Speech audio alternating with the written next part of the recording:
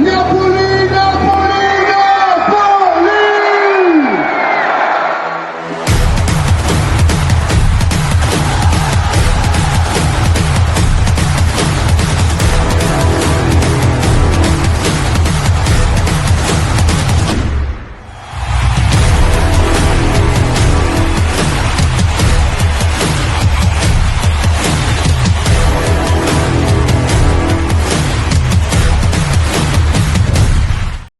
What's going on, my fellow Napoletani and calcio enthusiasts? Welcome back to Napoli TV. This is season 2, episode 17.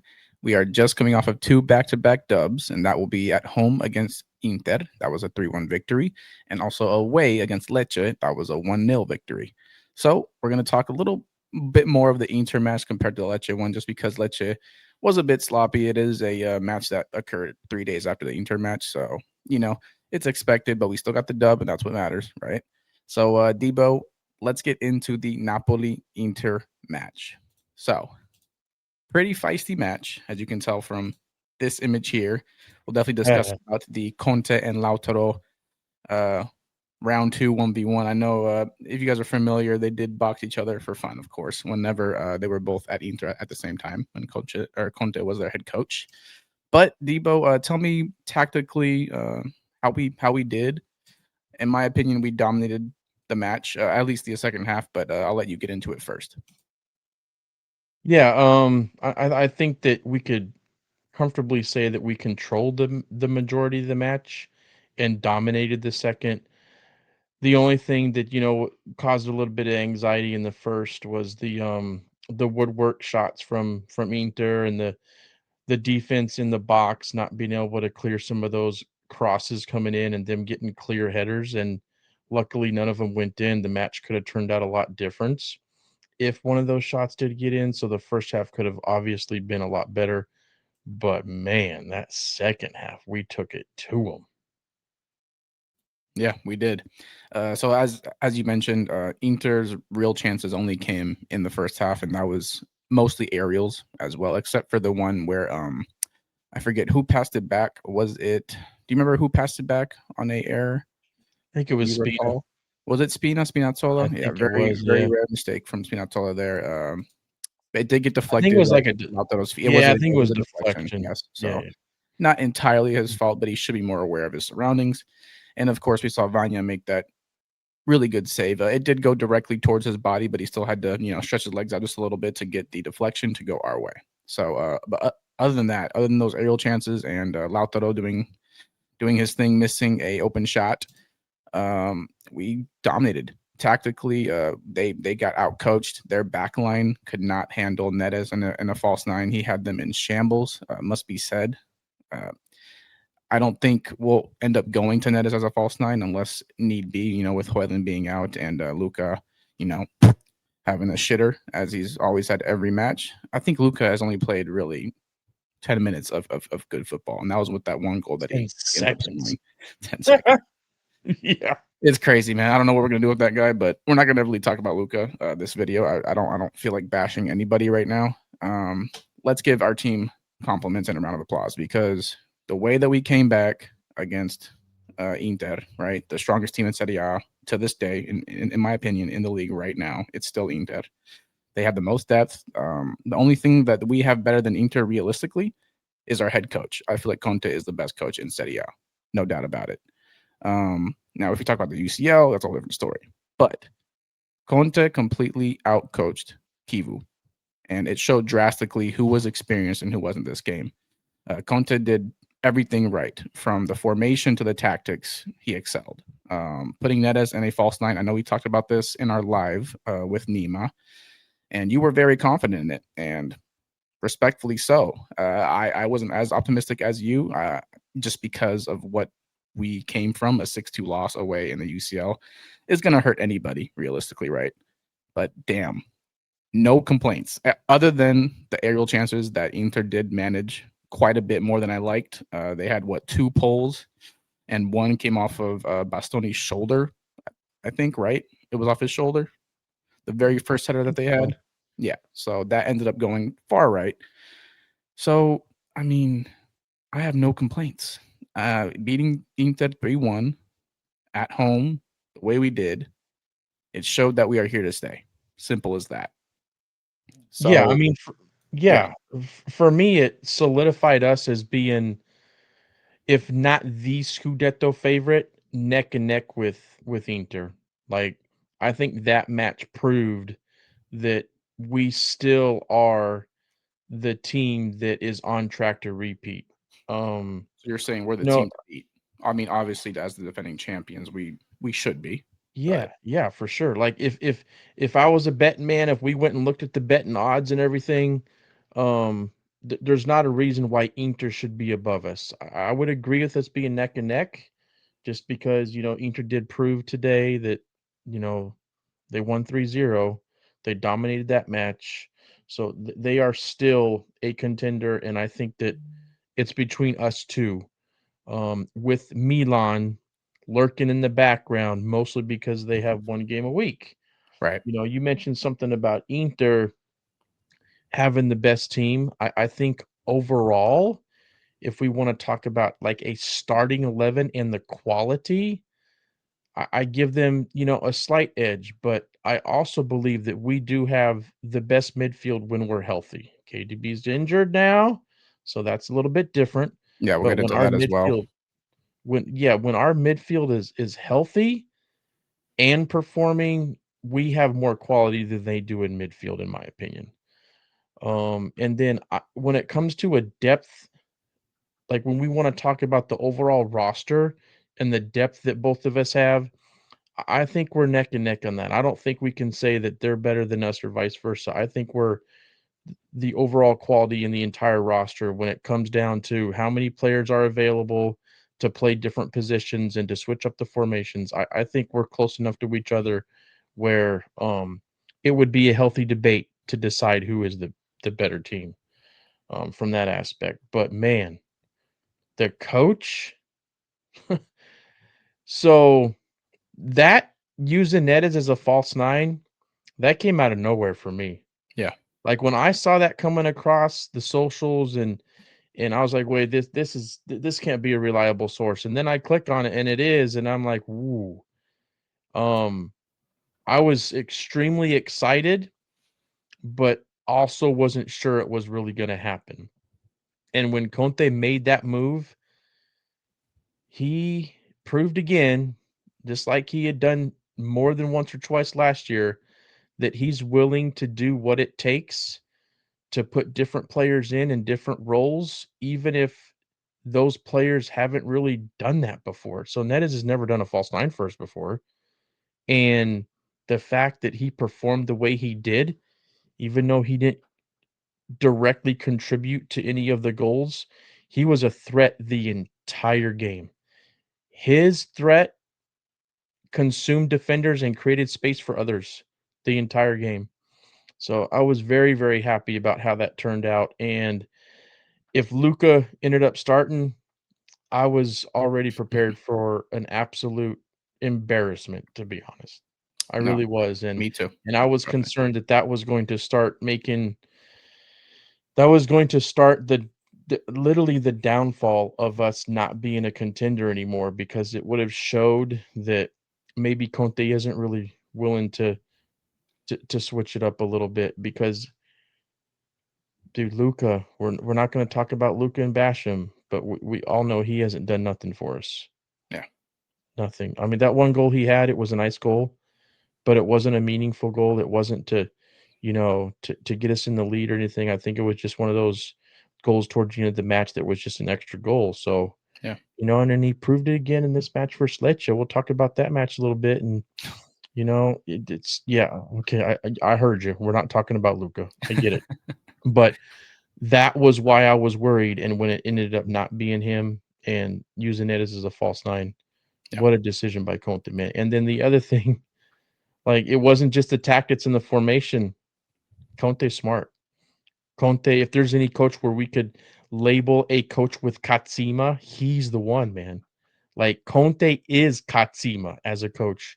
And what he did with Lautaro, like, it started out with just a simple, he was upset with Dumfries for, what was it? Like, Dumfries wouldn't get up or something, trying to play out like he got fouled harder than it something like he got fouled harder than he really did or whatever, and Conte wasn't, having that, and then when Lautaro got in there, I think Conte's just like his switch went boom. Ooh, I can take advantage of this. Lautaro's a hothead. Let me see if I can, do something here. And Lautaro deserved a yellow. 100% deserved a Oh yellow. How yeah, the hell does Conte Conte how the gets hell one, but does that's Conte get simply a yellow? he only got one because he stepped outside of his box onto the field. That was the ref's reasoning from the clip that I heard. So Okay, I get that, but mhm. Lautaro and that hand gesture, if he didn't Yeah, he if did it he for like didn't point a down while too. It was like if a he quick didn't point thing. down to his crotch like he did, if he didn't do that, then I could but dude, that hand gesture in itself deserved a yellow. And to be honest, maybe the fact that the games happened right away too quick and they didn't have a whole week to, to go through what they wanted to do about him in that hand gesture, maybe he woulda got a suspension. I don't know. I think Lautaro gets away with a lot of shit, to be honest. And I think he should have gotten a yellow, and then I think it was grounds for at least being suspended for 1 game too. But who really cares that much? Because we kicked their ass. You know? That we did. That we did. Yeah. So also one last thing about Lautaro. He's literally the captain of this team, and you see how Di Lorenzo, behaves on the pitch. Yeah. I'm not saying he doesn't throw some complaints out there and talk to the ref, but he has class. Lautaro has literally zero class. This is the first instant where he looks like this, where he behaves in this manner. So I Yeah. don't know. The league should be on watch. Just saying. Just Agreed. saying. So let's get into the ratings real quick while we're at it. So I know it's small, but if you guys do put it in full screen, it'll come much bigger. On my end, it's pretty small, but I can see fair enough. So we'll start with Vanya. He's getting a 7.5. Yeah, I personally give him like a 7. He didn't have to do too much except for that one save. Obviously against in the match against Lecce, he made that penalty save. He's going to get a high rating on that match. But I think a 7 would be fair. Spinazzola 7.4. Got that beautiful assist. No one's really talking about it because of the crazy McTominay goal, but that was a crazy pass. He caught the defense off guard with that long pass. Just let it out there. Spinazzola once again proving to be one of our better players. Buongiorno, ever since he came back from the injury, hasn't looked like his complete self. He's looking like half of himself, to be honest. 6.7. The only one in the ratings that isn't in the green. I think that's honestly fair. But who I want to talk about, who also will mention later in this video of the song of the match, hint, hint, Juan Jesus. Dude, this old man is proving all the Old man. doubters wrong. He's older, okay? We know his limitations. We say it plenty of Oh, yeah. times. But he had Lautaro in his pockets all game. All game. And Lautaro is considered one of the better strikers in Serie A. And this old man is doing his thing. All right. So Juan Jesus, 8, very deserving, perfectly rated. Okay. Di Lorenzo 7.7. I would give like a 7.3, 7.2. He didn't show me too much. Di Lorenzo's also kind of like in the Buongiorno situation, hasn't been himself ever since that red card against Man City. He's been very lackluster as well. Not really creating too much on the attacking end either. Defensively, we already know he's one of the people that did get a yellow this match. And talk about yellows, Gilmore with a, what does that say? Can you see that? Gilmore's rating, that one I cannot see. 7.3. 7.3. Okay. Gilmore has been playing fairly well, but he does have quite a few mistakes in these matches. For example, the one against Torino, where he basically assisted Giovanni Simeone to beat us in that match. But he should have had 2 yellows. I'm just letting it out there. He should have had 2 yellows. We got away with that one. However, the penalty kick, You know what happened there, right? I did. The They gave reason it he didn't on get the Di one Lorenzo for the yeah, previous. because Yeah, Di Lorenzo had the foul first. correct. Yeah. So I Yeah. understand why the ref did it, but either way, he would have had 2 yellows easily. Oh, for sure. Yeah. But Gilmore has been doing well enough, subbing in for Lobo, who we oh so dearly miss. Easily our best player, in Well my enough? opinion. Huh? Well Well enough? enough. Yes, well enough. It's not easy to fill in Mm, Lobo's shoes. Think about that. We know that he's I don't like know. Lobo's protege. He's the guy that's up next after Lobo leaves. Hopefully, pray to God it's not anytime soon. But that's our guy, regardless. Okay. So we'll start I'm on the not gonna far say right. well enough, though. I'm not gonna say well enough. Okay. I think he could be doing better. Average. Yeah, of Yeah, course. I mean, I think he's not meeting the expectation that we've had of him in these last few matches while he's subbed in for Lobo. He hasn't been terrible, but I think he could be playing a little bit better, and we'll talk about him a little bit more in the Lecce match because he did have a good match there, so Yeah. I mean, I think he's creating quality passes and taking care of the ball at times. It's the mistakes that kind of make me iffy with him at this very moment because Lobo doesn't make very many mistakes. He really Mhm. doesn't. It's very very rare when we see Lobo misplace a pass or lose the Yep, ball. yep. So we're just not used to it. Gilmore did have a really good season last year too, though, must be said. Just hasn't been up to par with what we saw last season. Yeah, I So agree. we'll start on the far right with Politano getting a 7-4. Don't agree. I think he should be in the orange with Buongiorno. Politano hasn't shown me too much. He was doing okay in the beginning of the season, but as of recency bias, no. This game against Inter, he was okay, but sevens, no. I just think that they're giving out sevens just because it was a complete team domination. But in terms of individuality, Politano, for me at least, would get a 6-8. And of course, who they gave the man of the match to, Mr. Zambo Anguissa. This guy, man, I'm telling you right now, when he is on fire, he's hot, and like he can be considered one of the best midfielders in the world. No doubt about it. Like And we're he has unstoppable when he plays his game. facts. He has the size, he has the technicality. Yep. He obviously can make good finishes with both his head and his feet. I mean, really, what can't he When do? he's on, maybe. When he's I on. No, think I'm he could be saying when better at he's finishing. on, he can do it. Yeah, Obviously, his footwork in terms of finishing sometimes looks like it needs a lot of work, right? yeah. But when he's on, let me tell you, man, nobody's stopping that guy. It's just how it is, and he's proved it these last two matches. And also, this is also his fifth man of the match after the Lecce match. We'll get more into Zambo, of course. And sadly, we have De Bruyne. So if you guys did miss the game, you can't really miss this. I'm pretty sure you saw it all over social media. De Bruyne is out for at least 3 to 4 months due to a is it hamstring? The hamstring injury again. Is that where he had surgery? Correct? Mm. I'm not sure if it's the hamstring or not. It might be the quad, Yeah. but it's definitely in that area where you could see him grimacing and all that. That's in between the glute and the lower quad. So I don't know if it's considered a hamstring or quad. I Yeah. haven't really seen that, to be honest. And I think 7-4 is a fair score as well. Obviously, he didn't get much playing time because he did end up scoring the first goal for us at the 33rd minute after a controversial PK, which I think was a PK. If you're going to call the one against Zambo last time we played Inter, you're going to call that one on Di Lorenzo, the way that they hit him there. I So mean, with the PK, man, I think that I think that it's okay if you wanna say it's a soft PK, yeah, it was definitely soft. but soft PKs are a thing. Yeah, The dude came through D'Lo's leg, yeah, and if D'Lo was trying to put himself in position hmm to be fouled if he couldn't make a play on the like a good play on the ball, there ain't nothing wrong with that, bro. yeah, If you're able to do that in the box, knowing that you're gonna get some contact, that's just a good strategy when you're in the box. So for D'Lo to get all this disrespect that we've seen, including from that previous head referee or whatever that dude was that was saying some shit. He came back and he said, "I that's not what I meant." So I'm glad that he did that, but I don't think that it's one of those fouls where you can even say that it's could have been given or cannot have been given because he came through his leg. He absolutely affected the ability for D'Lo to get a shot off. And whether D'Lo was trying to like find the contact or not, I don't care about that. That doesn't bother me when players do that, yeah. as It's part long of the game. as the contact affected the ability for him to hmm get a shot off. Yeah, And it definitely. did. There's no debating that, man.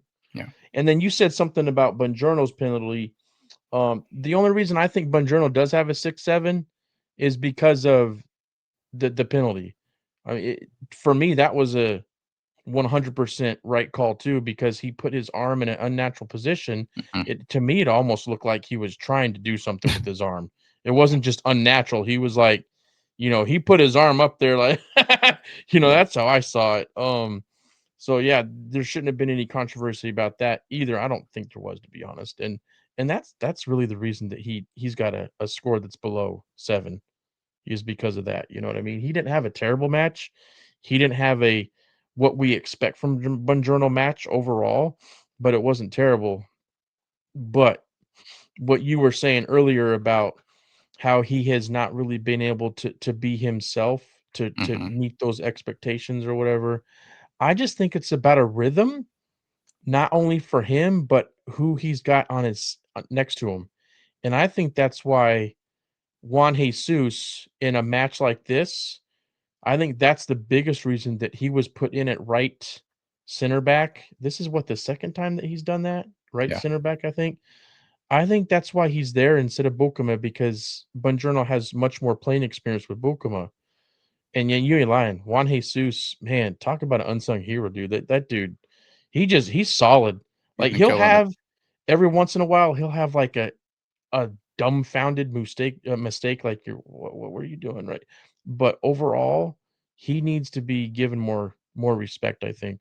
Yeah, Um, I just think once Buongiorno has gotten a rhythm with more of a rhythm with him or whoever is in there, whether it's Rockmoney or Obukema, I think Buongiorno's gonna come into his own. We just gotta be patient with him. I agree. So before I do go to McTominay, because I do want to bring up the graphic for it, let's talk about Neres. He was in the false line position this game. He did end up grabbing a beautiful assist to the one and only Zambo Anguissa, who hit that clean header. And he comes out with a 7.5 rating. I would give him honestly 7.8, 7.9, just because like the impact that he made, right? Not necessarily like even on the ball, but just creating space, as you mentioned earlier. It was huge for us. Yeah. I'm glad we didn't have Luca in here, and for one big reason. Acerbi, to me, he's an old scrub. Okay, let's just get that out the way. But for an old scrub like that, to not have to deal with someone he can put his body on because they're too quick, Mm, like Neres, mm, made it yep, so much easier for us for to sure. attack. Yep, Because Luca, we already know yeah, he would have been able to grab Luca, kind of yep, bully around with him, and excuse mhm, me. And for Luca's size, he probably was going to be successful doing so, especially yep, given how Luca has been playing recently. So mhm. uh, that is 7.5. I think it's fair, but I'd go a little bit higher. Now, let's talk For about me, McTominay. Yeah, go for it. Go I for it. mean, for me with Neres, Mhm. I honestly believe if you're gonna give Juan Jesus an 8, I think Neres deserves an 8. I Sure. think that you can't say that Neres doesn't deserve a score that's as good as Juan Jesus in a match like this because of the impact he made, even Hmm. though he didn't have a goal contribution. He was all over the pitch, He and did. he was drawing Neres, defenders away he, from, Neres had a McTominay and Zombo, so he had a goal contribution. He had the assist off the free kick. oh, did he? My bad. Yeah, Damn. Then how does he not have an oh, that's right. How does he not have an 8? I don't know. That's why Oh, I was come trying to at on. least get it up to a 7.8, Yeah, man, 7.9, he at least on definitely the edge. deserves an 8 then, in my opinion, if Juan Okay. Jesus is gonna get one. Yeah. Yeah. So let's get into McTominay, the guy who's not enjoying himself at Napoli apparently and wants to go back to the Premier League. Bullshit. I can't believe I'm seeing now the Prem wants to get up all no. You're not Mhm. touching McFatima. That's just how it's gonna go. Nope. Sorry. Yep. I'm already hearing contract extension talks too. Yep. So let's hope that happens ASAP because words already going around about him wanting to leave and all this bullshit, whatever. I'm not trying to have another Kabata situation. Pay the man what he deserves, and let's keep going. I at least want to see us win Oh, 2 to 3 shit. more chips with this guy, at least before That's he some leaves, if he dude, man, even does leave. that's some PTSD, man, you mentioned in the Cavada contract situation. Here's the deal. Yeah. If we repeats Mhm. and he is making the impact that he's starting to make now consistently for the rest of the season, the day after we lift that trophy, he needs a fucking contract extension. Don't fuck around and try to, negotiate 500 one. No, Give give him the what he wants. man what he give the man number one, give the man what he deserves. And in a situation like this, unless it's something crazy, because it wasn't with Cavada at the beginning. It was like 6 or 6'5". If McTominay is asking for 6, 6'5", 7, even 7'5", give it to him. Don't Yeah. fuck around and try to bring that shit down and then ruin the fucking relationship. And how now we got another for Cavada situation. I think that ADL and even Mana, I think they've learned. Wait a minute, was it Mana then? When we could have signed Cavada the first time after 23? Yes. No, it would have been Jutali right then. We didn't get Mana No. right Oh, away, you're did talking we? about the very first time. No, that was last year After when we we got won, Mana. after we won the Scudetto in 2023. Mhm. How long was it before Juntali left? He was out the door already. We already knew that. So as soon as we got Mana, that day when Mana was our sporting director, Cavada should have been signed, man. For that first amount that was offered or first amount that was asked for from him, he should have Mhm. been signed. So I don't want to see that shit with McTominay, man. I'm not really worried about it though. I think everybody learned their lesson in that situation. Yeah. And I think he'll get extended right after the year's over, especially if we repeat. Agreed. So, in my opinion, this was probably Scott's, if not the best goal, the second best goal, just because you can't really take away the Akayedi scissor kick that he hit for us to win the Scudetto. At least, like, that goal alone didn't win because Lukaku did score an amazing goal that game too. Didn't forget that. But that's definitely up there. I mean, the guy controlled the ball fairly well. So the pass was good, but he still had to almost create himself, create space per se, and just to His hit that wonder. patience. Yeah, it was a very His patient patience play. on waiting Correct. until he had a shot was top And notch, even man. then, Yeah. even the shot that he took at that angle, getting covered by Bastoni there, one of the best defenders in Serie A, Summer and one of the best goalkeepers in Serie A. Yep. Just And utter neither of them, confidence I and don't think, domination. yeah, and I don't think either of them, either Bastoni or Summer, was No, I don't think they were expecting expecting for that. him Nope. to take that shot off that volley like that. I think they expected him to try to control the ball, maybe Probably look see for a who was pass. trailing. Yeah. Yeah, but he just bam. Yeah. Crazy. I know if we were at that stadium, we would have heard that thing rocking. I already heard it rocking in the speakers, but or in the mics, but it ain't the same. They don't capture that. So regardless, Scott has been on fire recently, and I hate to say it, but this KDB injury. Let's actually get into that first, okay? So KDB. This is going to be one of our last eyes on King Kevin probably this season, depending what he needs done to that injury. You know, it all depends. But sadly, this might be the last one. We'll start doing it for again a while. once. Yeah, we'll start doing it again once when he comes back. we start hearing that how he's doing with his final steps of rehab. Yeah, we'll kick it back off. But yeah, it just sucks, man, because he hits the PK to give us a lead. The 1-0 lead, and then next thing you know, it was a beautiful penalty kick, by the way. You can tell he put his all into it. I mean, he freaking injured himself doing so. One of the best in the world in this generation at penalty kicks, man. Yeah, and we have two of the best, in my opinion. Even Lukaku is phenomenal. I think he only missed one last season after he took like quite a few. I don't remember the exact count, but I know he only missed one. Speaking of penalty kicks for us, who do you think's going to be the one that is designated as our regular penalty? That's a good question. That's a good question. I don't know. Conte will definitely decide who he thinks is the right choice. I mean, obviously he sees them on the training pitch. We do not. But in terms of penalty kicks, it's only been KDB this season for us. So crap, man. I didn't think about that until just now. Fuck. Yeah. And we've been doing a pretty good job about getting penalty kicks this season too. So hopefully it's someone that can be clinical enough to get that done for us, because we cannot be missing PKs. I'm not trying to go back to that banter era where we did not have a solidified PK taker. People forget about that too. We've been blessed with Lukaku and now KDB, who are nothing but consistent at that spot. So anyways, back to McTominay now with KDB being injured.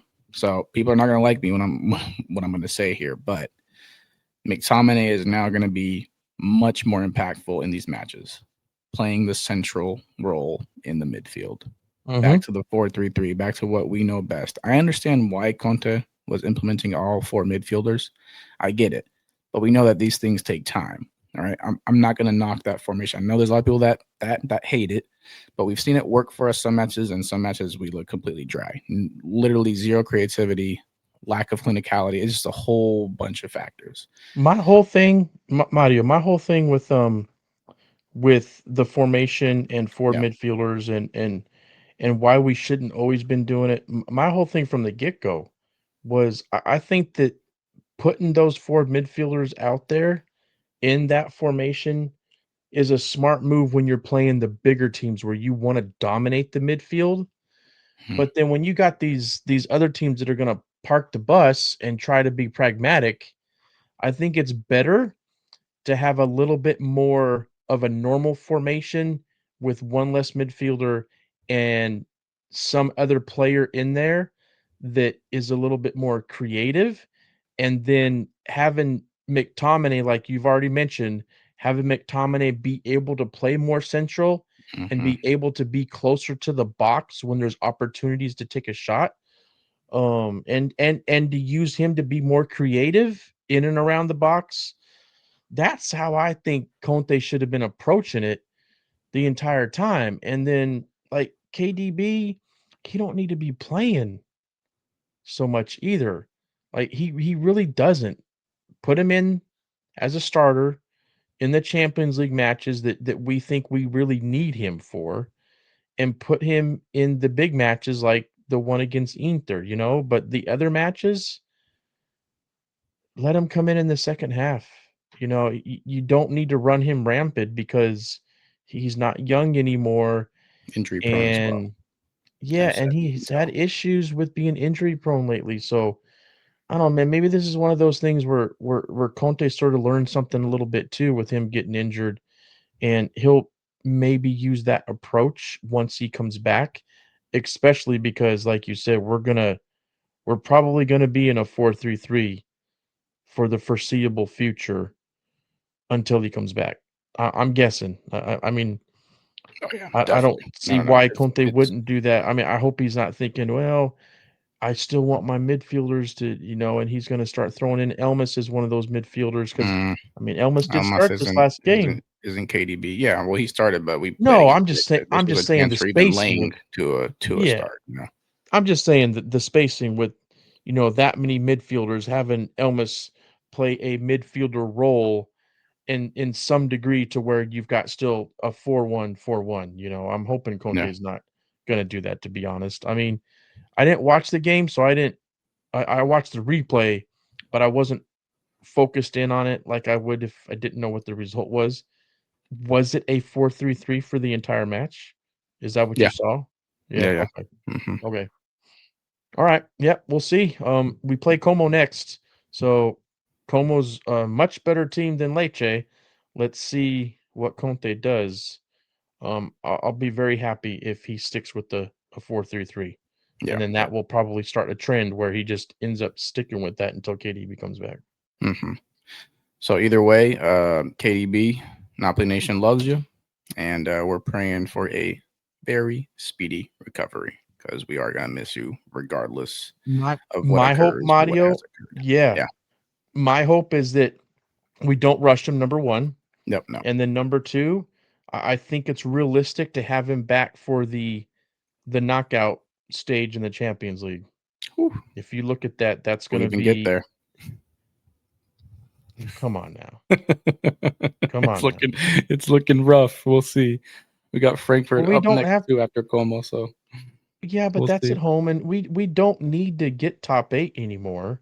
We can Yeah, it's still not get through to the knockout stages with the playoff. happening. And it's not like the top 8 is impossible to get to if we can start getting 3 points in all these matches, and if you look the entire schedule, it's realistic to believe that we can win every match up until we play Chelsea at home.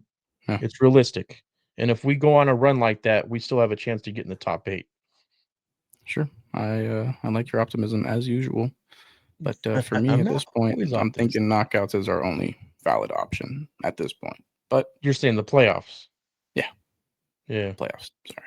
That's probably more realistic, but So let's get Conte into. ain't throwing the UCL away like you said. He ain't doing that. He ain't throwing I'm it not saying away. he's doing that for sure. It's just a theory, you know. I'm not saying he's doing it for sure or on purpose. I'm just He's saying not doing it it's yet, that's for sure. yet. So there's a possibility that he does so. Got it. I mean, if we lose at home to Frankfurt, he's going to start thinking about it. So, but we ain't doing that. Yeah, and we Especially definitely cannot if Hoyland afford. starts. Yeah, You know, there's another theory out there that Hoyland's only going to be able to be a good player if KDB is playing. nah. No, no. Hoyland's going to do his thing even without KDB. Mhm. He just needs to Their stay. link up is He crazy needs to though. stay healthy. Fair No, point. it is. It is. I think we'll be able to find Hoyland on those inner Me too. runs and all that. Especially when We have Lobo comes back. players for it. Yeah, especially when Lobo comes back. Exactly. So let's get into the end of the Inter segment here. Let's go to the song of the match. For me, pretty easy. I know you have someone else, but it's this man right here. This old, beautiful man right here, Juan Jesus. Straight up Oh, locking down Lautaro Martinez, making him his you know what. You know, obviously he wasn't the man of the match, but this guy was so important for us this game. And people really aren't talking about it as much as they should because they're so caught up in the McTominay goal, the Zambo man of the matches, blah, blah, blah, blah. But Juan Jesus, man, he's keeping that back line intact. And at his age, I, I'm I'm assuming this is really his experience coming into play and then having a coach like Conte really leveling up his game because we know that Juan Jesus in the early Napoli days was a complete meme. Like this guy, like those few mistakes that you see him make nowadays, he was doing almost every freaking game for us. And mind you, he was a starter back then too, and now he's having to start. So it's not that he couldn't handle the starting position. It's just I don't know, maybe a mentality thing. I don't know. Something changed whenever Conte arrived, and that's the impact that Conte makes. But for me, song of the match easy goes to Juan Jesus. He's been playing phenomenal this season in general, but this match clamped up Lautaro, and I respect it heavily. Literally got in yeah, his I respect your pick too. yeah. So There's who you nothing got? wrong with him being the songwriter of the match. But man, you know something? Mhm. Man, that jersey is beautiful. That color Agreed. scheme, bro. Like that color scheme right now with our background and everything. Damn, that's giving me. Whew. Oh, I It's love giving it. you what? It just giving me goosebumps and shit. Oh, okay. So let's get into your song of the match, and that will be who? My man Antonio Don Conte. So yeah, the way he approached the match, the formation that he put out there, the player selection, all of that stuff, man, is what we expect from him, to be honest. We expect him to make the right decisions, especially in the big matches. Mhm. We expect him to have his players mentally ready.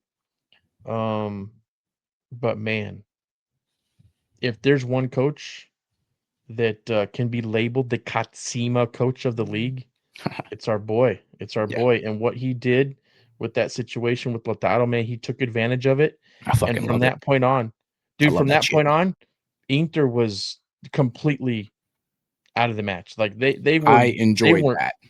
they weren't they weren't doing shit after he did that with Lautaro. And if you pay attention to the clip with like when he says something back at Lautaro and he uses Katso in there, if you pay attention, right when he said Katso, he like glanced at the camera. He's like, "Shit, they saw me say that." Tira sto cazzo. Tira, Yeah, tira. man.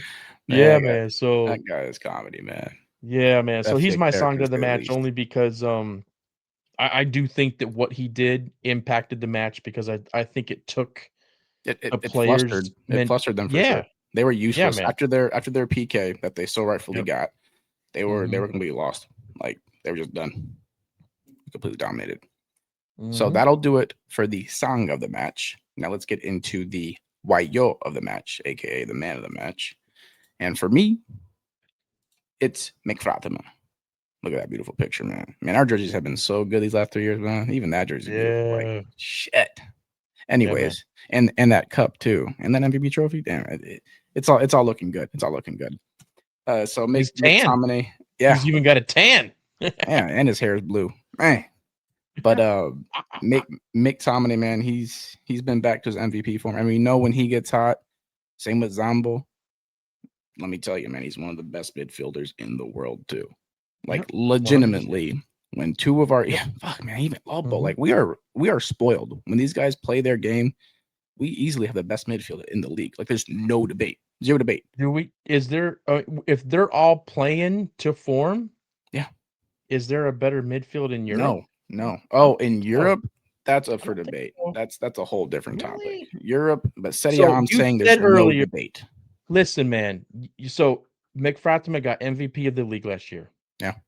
You said it already. Zombo is second place right now in goals scored from a midfielder position in our league. Mm-hmm. Lobo doesn't get anywhere near the respect he deserves as a world-class holding midfielder.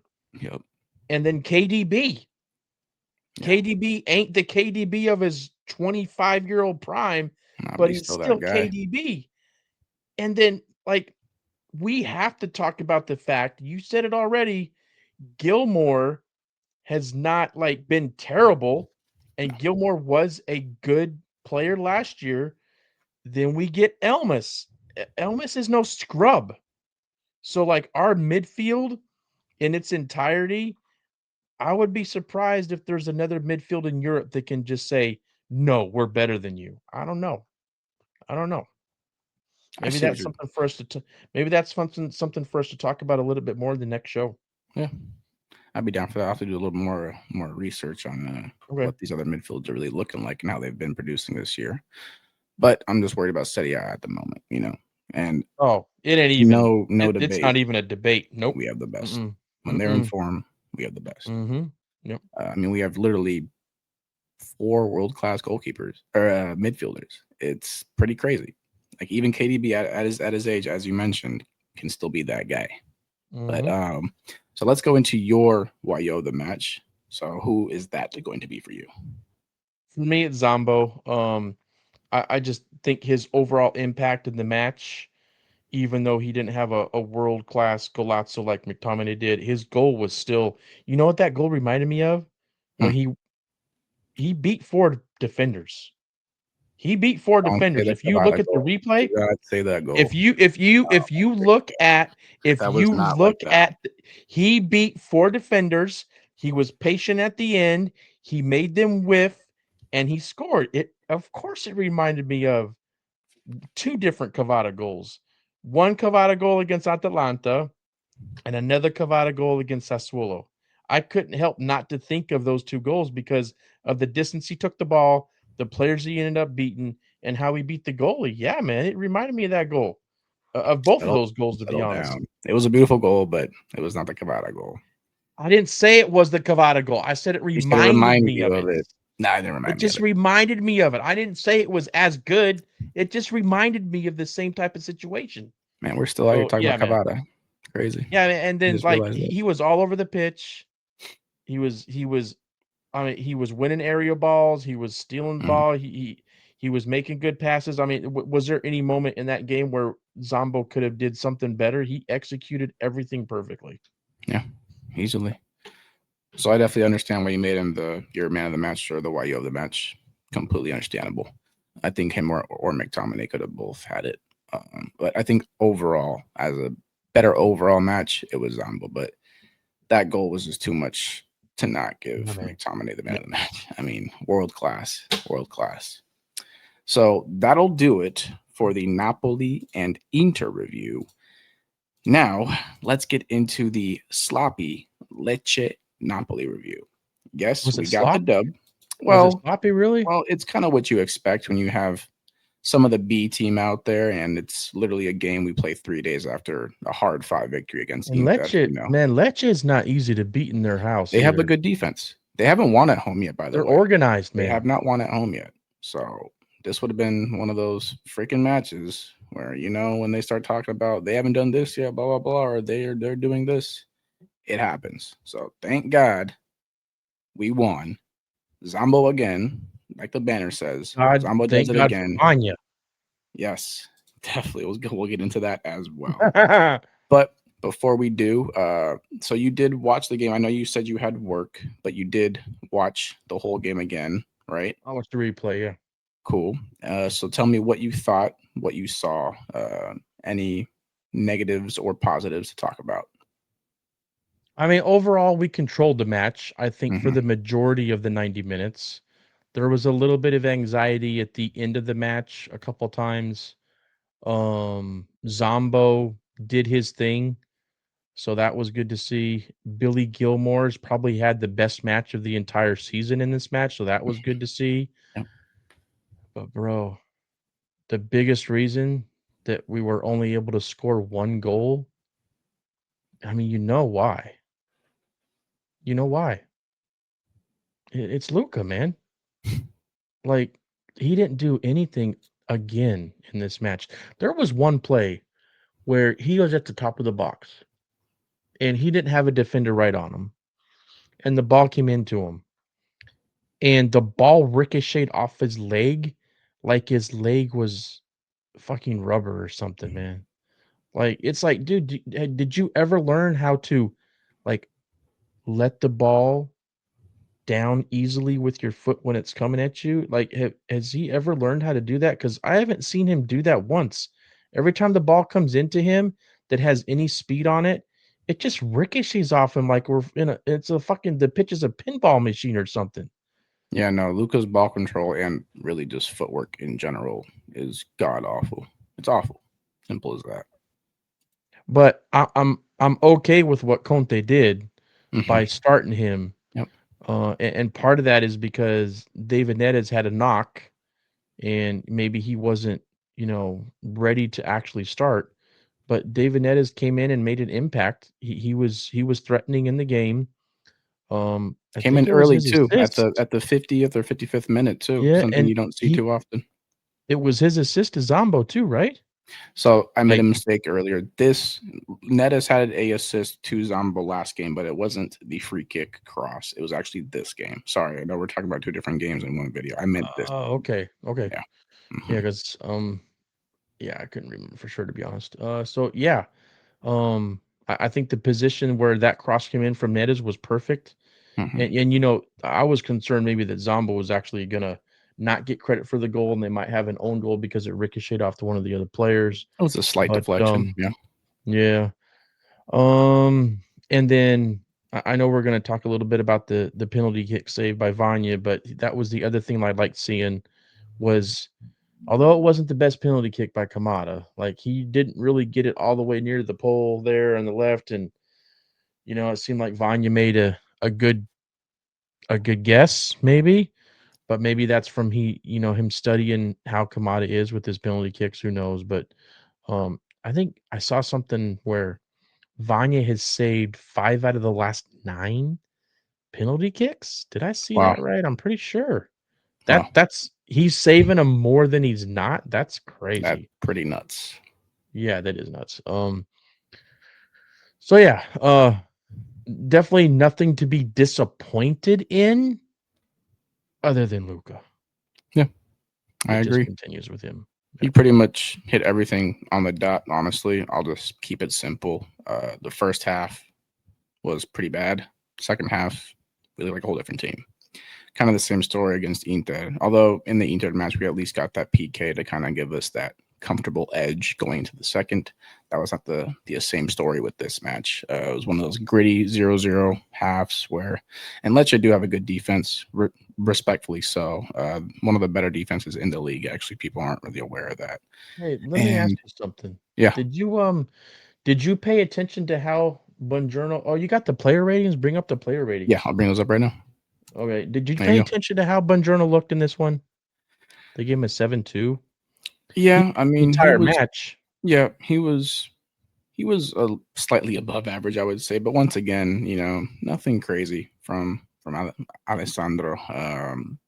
Still not looking like his very true self. I hate to say it. I Mm, think he needs a little bit more time. I don't know if we threw yeah. him in a little bit too early after his recent injury, but So definitely why one of his better matches compared to the okay. last 3 or 4 Why that he is started. So, Footmob got Elmas at a 6-7?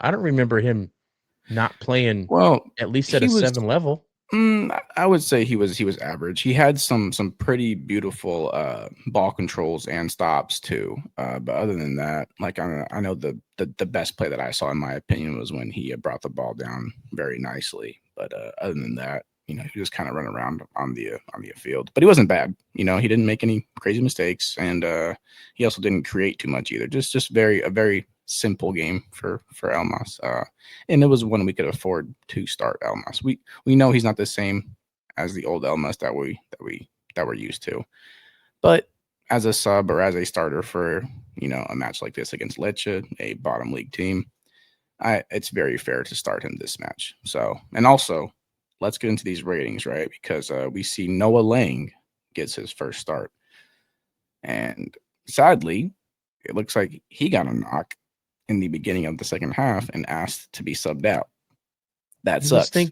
think, yeah, but I think it was just getting hit real hard in the same exact area. hmm So like he might just have like a deep thigh bruise or something. Yeah, no, I already saw he's not on the injury list. It's nothing Okay. serious. I think it was just more so like a One, precaution kind of thing. But one thing I did notice about mm, him watching the replay is that his tracking back was good. Like mhm. yeah, it seemed like he was focused on contributing to the game in a defensive role. Did you notice that too? Yeah, he was a lot Yeah. more composed this match compared to the rest.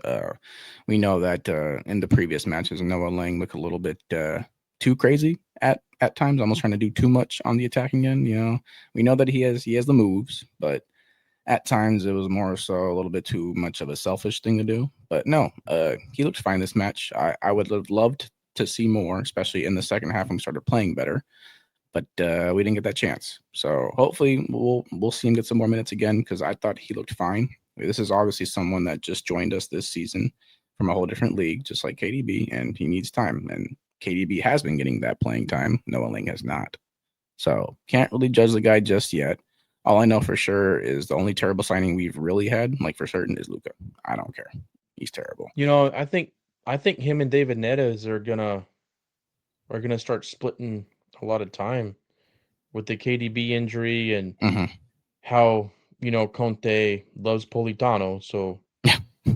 I think Lang and Neres are gonna start splitting some time here because hmm that's the other thing about Neres too is he's a little bit injury prone and playing Yes. him 90 minutes.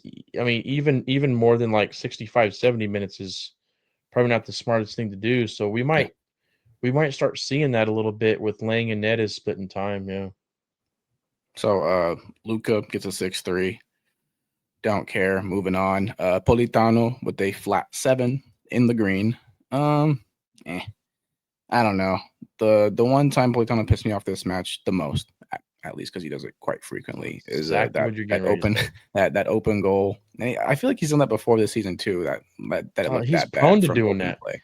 Yeah, he He's just prone to doing that. skyrockets it over into the stands. And to be honest, the ball was in a good spot too. It wasn't like Yeah. up in the air. It was on the ground, Yeah, man. kind of Yeah. perfect for him to just lay one in off the one touch.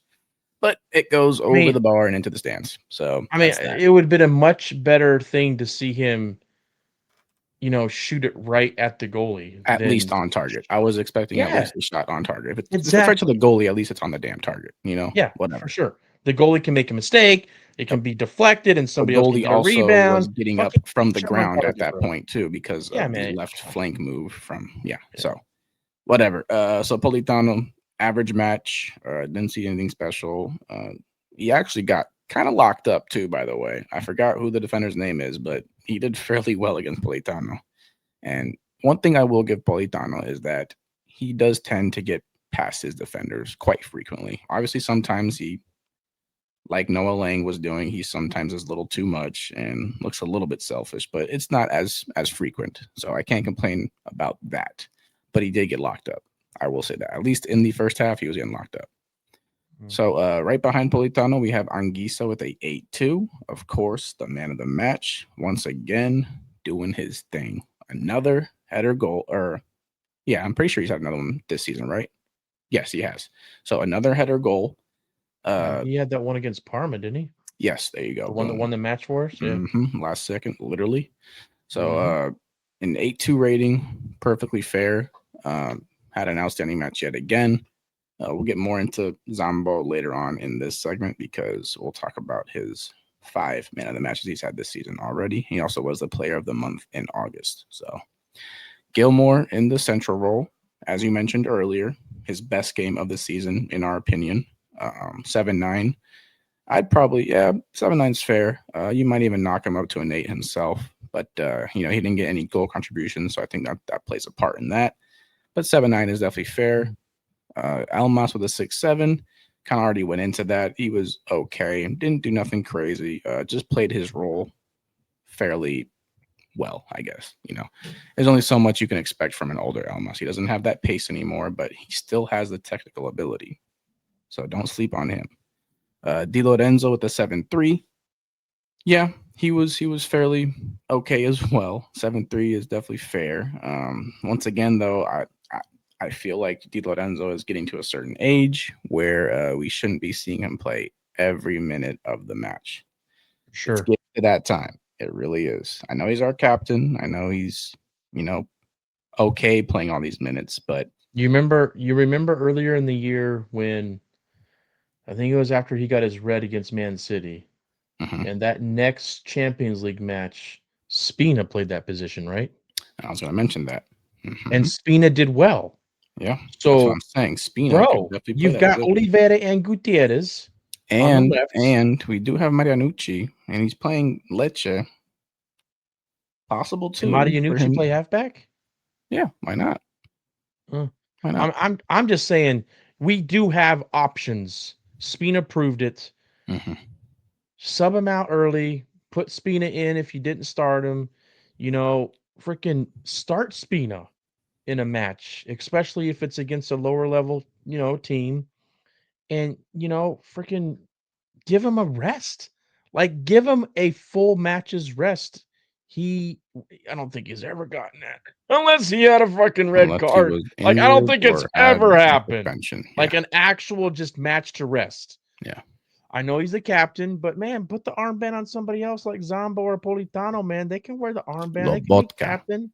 When he's Lobo, yeah. I in mean, there, we it got should all be kinds of Lobotka. options, bro. Yeah. He needs that. And I said this already in one of our other shows, maybe the most recent.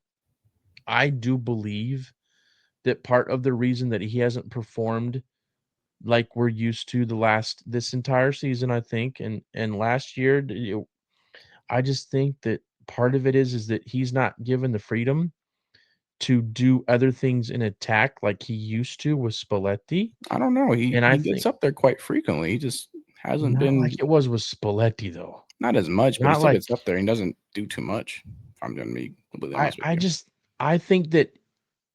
I think that when you're a player that is able to get involved with the attack enough to where you're contributing to goals, whether it's the initial pass that got the other pass to get in this, like when you're able to use him and build up play more and he actually gets goal contributions, those type of things, I just think it would help with his overall motivation in the match in general to work a little bit harder on defense, to have a little bit more adrenaline. I just think that could make a difference with him.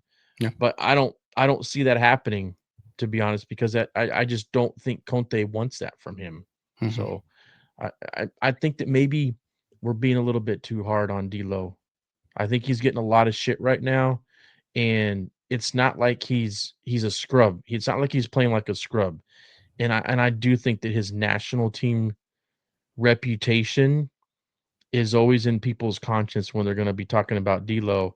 If he's not killing it for Napoli, they're going to be like, well, maybe he just really does suck because on the national team he hasn't been good. I just think that has something to do with his the disrespect that he gets. I just think it's getting a little bit too much, and it would be nice for him to have a match here soon where he does have a goal contribution and he plays really well overall, just to chill that out a little bit, and then man, give him a rest. Yeah. Have him just enjoy being on the bench for one match. I mean, enjoy, but he needs that. I'm sure he I wouldn't think he mind needs it. rest every now and then. Yeah. Yeah, I agree. One thing that I do miss a lot about Di Lorenzo playing up to his level that we're used to is his link up with Politano on that right wing. Like the 1-2-1 touches. We haven't seen that pretty much at all this season. And under Spalletti, man, them guys are getting it done. Them two together, They look Yep. like I said, you didn't want to listen to me when I said it, but he was looking like one of the better right backs in the world. Just saying. Just saying, not for Italy, What do you but for mean? Napoli. I What do you mentioned mean I this didn't want last to video. listen I to you? mentioned it last video, and you said, no, I wouldn't say he was one of the best right backs in the world. He was good, but yeah, that's what When you he said. was doing his thing with Spalletti, I didn't Uh-huh. agree with that. Oh, okay. Nope. Hmm. I mean, I thinking back to what he was able to do with Spalletti. If you take the national team performances out of it, Yeah, no, that's not I said outlandish. not for That's not Italy though, for Napoli. okay. That's not outlandish to say if you're just looking at what he did with Napoli and Spalletti when he was coaching. Great, so we agree. So I guess we do. I don't remember saying that, to be honest, but if you say I did, I guess I did.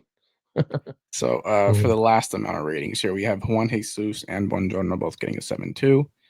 Jesus, once again, a pretty good match, did his job. Buongiorno also did his job as well. Obviously, we're used to Buongiorno, being a completely dominant defender, but he didn't really have to do too much this game. If anything, Vanya had the hardest job, and that was blocking that pen. We'll And get for into Juan Vanya in a little bit. Jesus, Yeah. I think that penalty was just, and if he didn't have that, he would have been much higher. Higher, yeah. Yeah. Definitely. And then Oliveira with a flat 7, which I think is fair. Didn't have to do too much either. Didn't really contribute too much into defense or offense. He did grab a yellow, so that's that. But then we ended up seeing Spinazzola taking his spot in the second half. Now, let's get into what I think. He has the highest rating, 8.6. Fair. He did only really have that one save on the PK that he had to do anything this game, though. But it was that huge because we were 0-0 tie game. Could have changed the whole outcome of the game. Could have ended up. We could have either not scored or ended up with a tie, or I don't know. Anything could have happened. It would have definitely brought Lecce into a whole another flow state because when you get a 1-0 lead, I mean teams just play different. Confidence goes up, and Vanya completely shut that down, man. 8.6 rating, fairly so. There's his block right there that he had. Wasn't the best taken PK by the young. Is it Camarda or Camarada? I don't know. He's a player from Milan. I think it's very young I think stud. it's Camarda. Yeah. So he's definitely for his age, I think he's good. He's a very young guy. Obviously 17. yeah, That's not even a he's a legal kid. adult yet. Yeah. So Yeah. but he has guts for taking that pen up against one of the most elite goalkeepers in Europe. And gladly for us, it got blocked. Obviously needs some work on his PKs, but I respect his guts. He was the one that stepped up for Lecce. And you Me saw personally, he I think it was should have been their top goal scorer. I forgot his name, but I think he should have took it. But hey, you can't knock the kid. He's playing for a very low table team, and he's trying to prove himself over there. So he can maybe go back to Milan. Who knows? But well, and I think that he was a little bit upset with himself too. You could notice that him on the bench while he was yeah, the camera was getting on him a few times, and I think the reason he was more than anything is because Milan is his team, mhm. and he could have helped them out a little bit by at least helping Lecce with a draw. So I don't sorry, disagree with buddy. that. Yeah, no. You're a good player. Good on you for having the Good for guts his to do age. He that. still needs work, by the way, but good for his age. Yeah, good for his age. Yeah, Yeah. for sure. Yeah. So, pretty good match overall, at least in the second half. We had quite a few chances. 1-0 doesn't tell the whole story, but it could have also gone the other way for Lecce because they got that free PK. Because these Napoli players, man, we just don't want to put our hands down in the box. I don't know what's going on. Even Neres, if you caught Neres, did you see his handball right outside of the right to the box? Like, dude, yeah, man. what are we doing there? So Conte, this week, I'm hoping he's like training them to keep their freaking hands down, or at least where they're. Here's the thing. Hold on.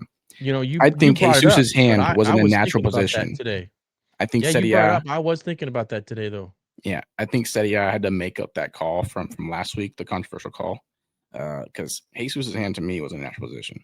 But then again, this season, it's been a 50-50 call regardless. So, but either way, put your damn hands down. Simple. Yeah. Just put them down. Yeah, There's no I think reason in that to position, get all crazy. I think in that position, the more natural position, we'll just say that for me at least, the more natural position would have been if his hand was more to his side, at least down by his waist. Yeah.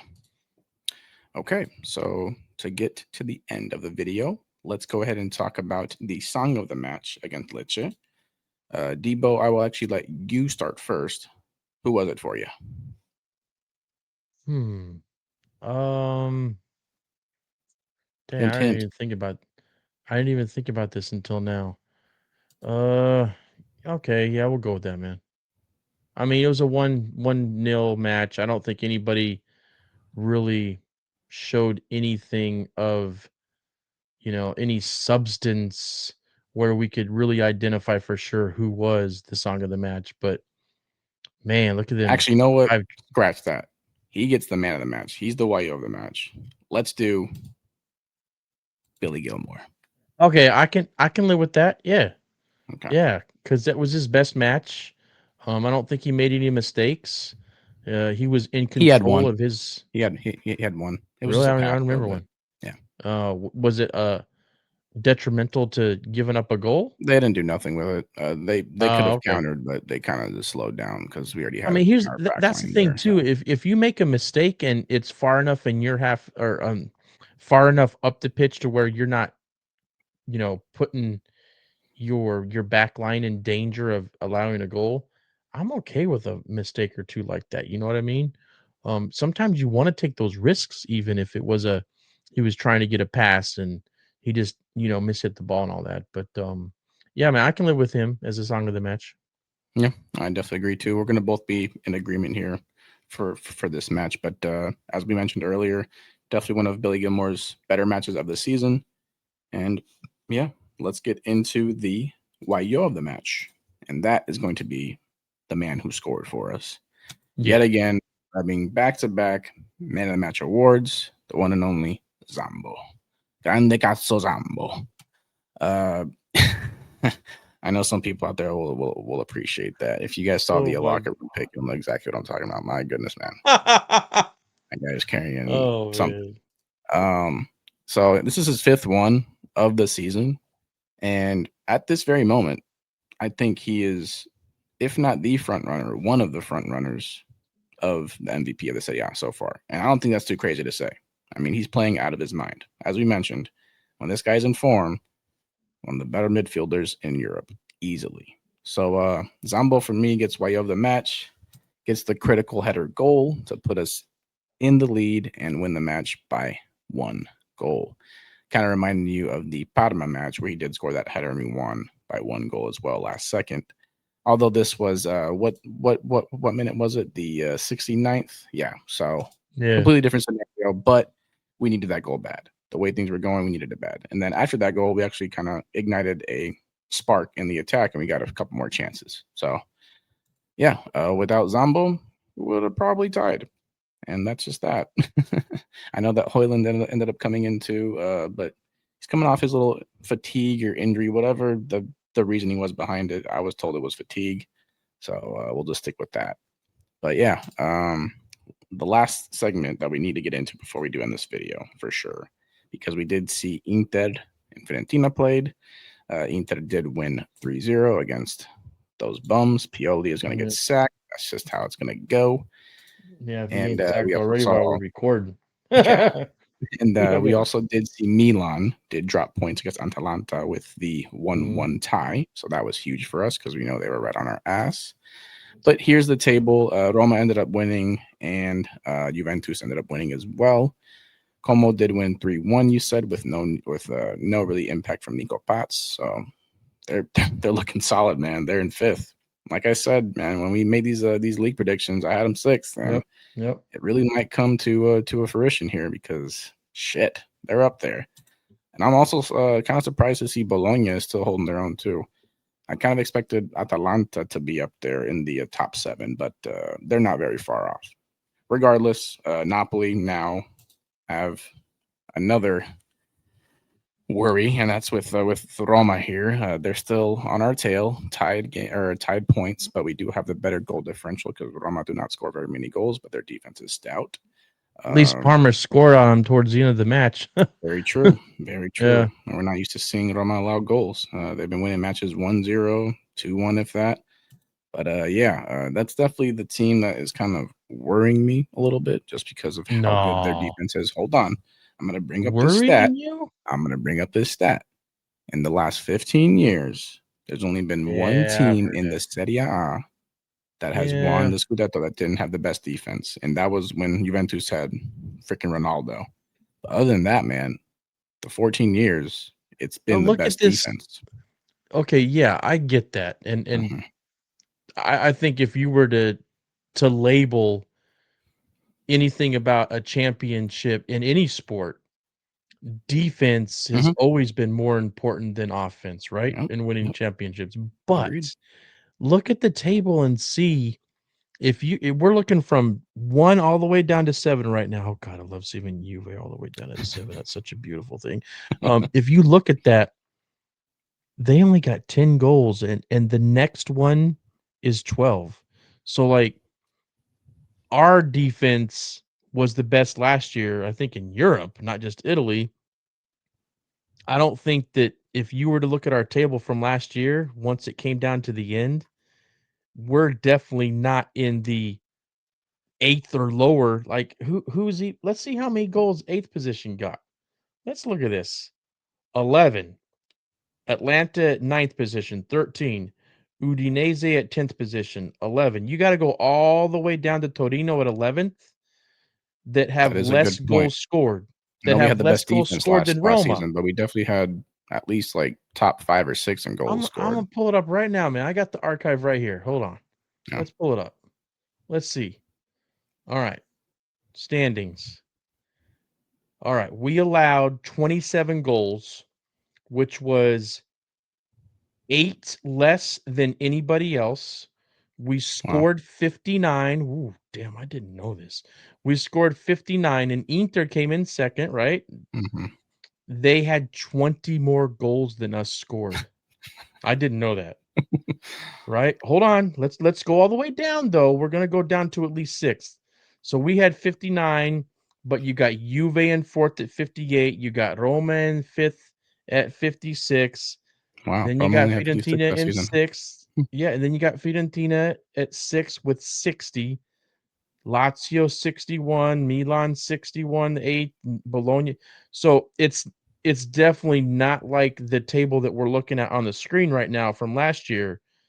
So what I'm saying is that if the best defense in the league, if it goes the way it's going, doesn't win it, then it's not going to be like, oh, wow, that's crazy. How did that happen? It's going to be because Roma can't fucking score a lot of goals. You Yeah. know, It's a little they, strange they, too, because Gasperini is very attack heavy, as we saw with it is with strange. Atalanta. Maybe it's going to take a little bit. I mean, it's his first season there, and we're only 9 matches in, so things are, Yeah, but possible to change. You know what I mean? we're 9 matches in. 9 matches is not 2 or 3. Some Like, coaches need a I think need a whole season to really get their uh, team right. did This is so not like they've a whole. scored if you look at 10 goals scored for 9 matches, Mhm. like that's just above 1 goal a game. That this is going to sound like Mike Grella. That is not sustainable. Like I don't think that they can continue like this and end up winning the Scudetto. Like if you were to take this and just times it by freaking how many matches are there? What 38? Times it by the amount of matches left. I don't think that it can be. I don't think it can last like that, man. They need to score more goals before I'm worried. Yeah, it is a little sad. You have less goals than Juventus. I'll tell you that right now, because man, they're struggling over there. Yeah, man. So that's really it for this video. We went over the Inter match, the Lecce match. We talked a little bit about the standings, how it's looking for us. And yeah, any final comments, Debo, before we end this video? Yeah, just in case that our schedules don't allow for to do a preview show, especially for Como coming up. I think Okay. Como plays on Saturday. Let's Yeah, can that's we talk November about 1st. Como and can we talk about Como and Frankfurt just Yeah. for a couple minutes in case we can't get a preview video in? I mean, I'm worried about the Como match to be honest. I mean, I'm rightfully worried. so. We are at home, which makes a big difference. But Como are pretty freaking good, man. And Nico Potts worries me the Como. most. So how many goals scored does Como have? I don't think it's a crazy amount. That's a good Let's see question. how many they got. Bring that back up because they're in what, 5th? They're in 5th. Bring the I'll tell you standings right back now. up. Goals forced 12. Goals allowed 6. Hmm. Hmm. I'm a little bit concerned about that match. Oh, but we're at home, and I think Conte has a good enough amount of days to get him ready. But Como's going to come into that match not to park the bus. And our defense, I still don't think that we can look at ourselves in the mirror and say that we're comfortable with our defense yet, right? I mean, we finally got a clean sheet after how long? Like, it's been a minute. Like, it's Yeah, almost feels like it's the whole season. it's been a while. Like, I think maybe it was 7 Fiorentina's our matches. only It was I think 7 matches Fiorentina's in our a row where we didn't have a clean sheet. isn't Something like that. Fiorentina the 7 only or match 6. we had a clean sheet? I believe so. And that was like Yeah. the second or third match. So So, a been little pretty bit rough. concerned about that match. Not having KDB to have that extra midfielder to try to dominate the midfield and try to sort of, keep Nico Paz. I'm a little bit concerned about that match, to be honest, but we'll see how it goes. It's good that Hoyland came in this match against Lecce. Kind of got his legs warmed up. Yeah, I think that with that and the rest of the week in training, I'm comfortable that he's going to start instead of Luca. So that gives me a Yeah, little bit more comfort in the fact that we're going to be able to be at least threatening to score. Because with Luca, there would be like fucking zero threats. David Neres, he came in, like he's going to be able to hopefully make an impact. So I'm not highly concerned, but I am just a little bit concerned about that match because I think Como is going to want to, um, you know, they're going to want to show up. They're going to want to try to win this match.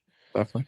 So yeah. Well, And then what about Frankfurt? What do you got? What on do you think on about the the Frankfurt match? contrary, That's at Frankfurt home should too, be right? a much easier match. Yes, I know it's the UCL, not the Serie A, blah blah blah. But Frankfurt has been pretty freaking bad in the Bundesliga this year. Let me see. Yeah, they're in 6th place, 13 points. They're 4-1-3. It's not the Frankfurt from last season. Mind you, they do have the same coach. I know they lost a couple players, but it's not anything I'm going to worry about, especially with them having no fans there. It's a complete home game for us, and we know what happened last time we played Frankfurt in the UCL at the Maradona. Their fans came and trashed the city, and I'm sure a lot of the Napoli players haven't forgot about that. So yeah, I'm thinking we win that pretty comfortably. Maybe like a 3-1 victory. Maybe even get a clean sheet 2-0. I don't know. We But need that. yeah. We need that Mhm. for some momentum. In the UCL, yes, because we do Yeah. have momentum at the moment, but given it's Serie A, not the UCL, as we Yeah. know, that's Conte's struggle. Serie A is bread and butter, and then UCL, man. And you know what I saw the other day? I think it was 43 to 45 matches that he's played in the UCL, and he's only won like I can't remember the exact number, but it wasn't more than 15, and it wasn't less than Mm. 13. That's like a 30-something win percentage. But That's here's the crazy. thing, man. That's crazy. Here's the thing. That is one of the absolute reasons that Conte stayed with Napoli because he wants to get rid of that stigma. I'm going to see something real quick. I want to make sure now because I know it's very low and it's a really bad win percentage. I'm going to see right now. Yeah, 35.5 win percentage. Crazy, man. Crazy. He's got to get rid 17 of that wins. stigma. Okay, 17 wins. Oh, no, wait, this is a record example. Never mind. Anyways, he's played 46 games or he's coached 46 games and he has a 35 win percentage, basically 36. It's terrible, man. For a coach of his stature and his success, given it's only been in his domestic leagues, Yeah, and the that's other thing unfathomable. and you can't say that he hasn't had teams that should have played better. Yeah, He's no. had really good rosters too. So With Inter, yeah, I mean, Juve, and Chelsea. Yeah. I firmly believe that one of the reasons that he decided to stay with Napoli is because he wants to do something in the UCL that he's never done before, and even with Napoli never doing that before. Like he wants to make his mark in the UCL. So I don't think that there's going to be a time until it's just super obvious if that happens for him to just give up on the UCL. So that Frankfurt match, he's going to want to win that match and win in a fashion where it builds momentum, not just win it, but I think dominate that match from a performance standpoint, even if we are only to win by 1 goal, as long as we play well for the majority of the 90 minutes and control the match. I think that's what he's really wanting to do in this one to build that momentum, I agree. I think we'll be okay with both Como and Frankfurt. I think Como will be the harder match, even given our struggles in the UCL.